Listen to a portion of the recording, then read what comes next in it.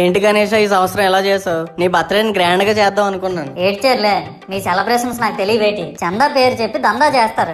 నా దండిన డబ్బుల్ని ఏదైనా మంచి పని కోసం ఉపయోగిస్తారా అంటే అది లేదు.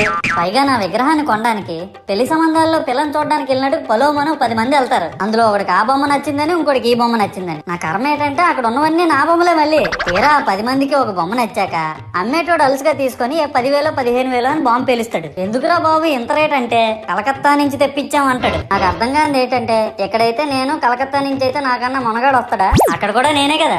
ఇలా నన్ను బజార్లో పెట్టి బేరం ఆడి నా మొహానికి ముసుగేసి వ్యాన్ ఎక్కిస్తారు. ఆ వ్యాన్ డ్రైవర్ గాడు నేను ఉన్నానని కూడా చూడకుండా ఏదో ఆలోచించుకుంటూ డ్రైవ్ చేస్తా గతకల్లో గబ్బి గుబ్బి మని తించేసి నా కాల్లో చెయ్యి ఎరగొట్టేస్తాడు. ఈ విషయం చందాలు ఇచ్చిన చిన్నోళ్ళకి తెలిస్తే మళ్ళీ ఇరిగిపోయిన బొమ్మ పెట్టకూడదని ఏ బొమ్మ రాసి కవర్ చేసేస్తాడు. సరేలే, జరిగిందేదో జరిగింది, నా భక్తులే కదా, కూల్ బ్రో అని చిల్లయ్యే లోపు నన్ను పందిర్లో పెట్టి ముసుగు తీసి నాకన్నా పొడుగుండే సౌండ్ బాక్సులు 2 నా చెవులు పక్కన పెట్టి డీజే గణేష్ బ్రో అని చెప్పి నా పాటలను కూని చేస్తారు. సరేలే పిల్లలు కదా, ఇప్పుడు కాకపోతే ఎప్పుడు ఎంజాయ్ చేస్తారు, కాసేపట్లో పూజ స్టార్ట్ చేస్తారని వెయిట్ చేస్తా ఉంటే ఆ 5 రూపాయల వ్రతకల్పన బుక్ చూస్తే ఎక్కడ లేని కోపం వస్తుంది. ఏరా నాకు అర్థం కాదు, ఎన్ని సంవత్సరాల నుంచి నా పూజలు చేస్తున్నారు, ఒక్కడికి నా కథ గుర్తుండదేట్రా యాదవ్ వల్లారా. నా బుక్ లో చూసిన దాన్నైనా తిన్నంగా చదువుతారా అంటే అది ఉండదు. ఏదో బాగా అటర్ ఫ్లాప్ అయిపోయిన తెలుగు సినిమాకి రివ్యూ చెప్పినట్టు చదువుతారు ఒక్కొక్కడును.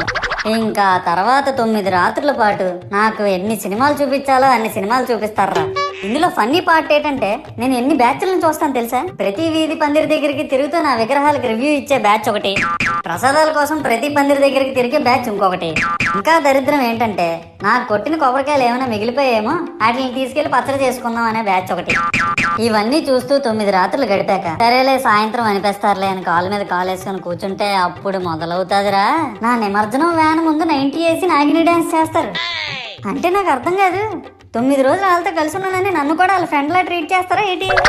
అబ్బా అబ్బా అబ్బా అబ్బా, మునిగినంత వరకు మనశ్శాంతి ఉండదురా బాబు నాకు. అంటే ఆ మాత్రం హడావడి లేకపోతే నీ గొప్పతనం 10 మందికి ఎలా తెలుస్తుంది స్వామి? ఇవన్నీ నీకు గొప్పలాగా ఉన్నాయారా. ఇప్పుడు 100-200 అడుగులు నా విగ్రహాన్ని తయారు చేస్తారు. నేను స్టడీగా నించుంటున్నాను కాబట్టి నాతో సెల్ఫీలు దిగుతున్నారు. అదే నేను రింగ్ రోడ్ లో నడిచాను అనుకో పరిస్థితి. చూడు మహేష్, పిడికిడంత పసుపు ముద్దలో నేనున్నానని భావించి మనస్ఫూర్తిగా దండం పెట్టుకో చాలు. ప్రతి సంవత్సరం పెరగాల్సిందే నా విగ్రహాల యొక్క పొడవు కాదు, మానవుని యొక్క బుద్ధి. నన్ను నమ్మి ముందడుగేయు, నిన్ను నమ్మిన వారిని వెనకడుగేయకుండా చూడు. జై బోలో గణేష్ మహారాజ్ కి జై.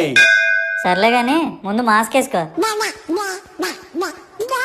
నా భక్తులు 50 మందికి విజ్ఞప్తి, ఈ వీడియో కనుక నచ్చినట్టయితే లైక్ చేయండి, షేర్ చేయండి, కామెంట్ చేయండి. అలాగే